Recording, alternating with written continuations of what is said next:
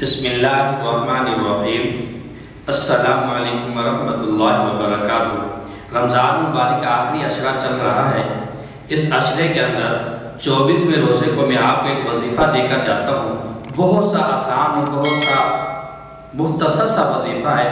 جو بھائی پریشان ہے یا کوئی بہن پریشان ہے تو جب اس وظیفے کو کریں گے اور پھر دوسری طرف رمضان المبارک کے اندر ہر دعا قبول ہوتی ہے، تو میرے بھائی جو بھی پریشان ہیں رزق کے لیے، یہ خاص رزق کے لیے ہے، اور آپ یہ رزق کے لیے جب وظیفہ کریں گے تو اللہ تعالیٰ آپ کے گھر میں برکتوں اور رحمتوں کا نزول فرمائیں گے۔ 24ویں روزے کو آپ نے کیا کرنا ہے؟ اگر کوئی بھائی پریشان ہے تو با جماعت نماز ادا کریں۔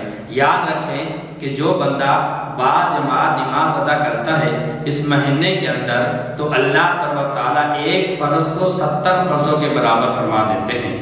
اور پھر یہ وظیفہ جب آپ کریں گے، آسان سا وظیفہ آپ نے کیا کرنا ہے؟ بعد نماز فارغ ہو کر، سنت اور نوافل سے فارغ ہو کر ایک تنہائی کونے کے اندر بیٹھ جانا ہے، اور بیٹھنے کے بعد پھر آپ نے سورہ فاتحہ کا جو ورد ہے وہ صرف آپ نے 40 مرتبہ کرنا ہے۔ اب 40 مرتبہ کرنے میں کتنی دیر لگے گی؟ اور پھر یاد رکھیں جتنی بھی دعائیں ہیں جو بندہ دعا خدا سے مانگتا ہے ان میں سب سے افضل دعا سورہ فاتحہ دعا ہے۔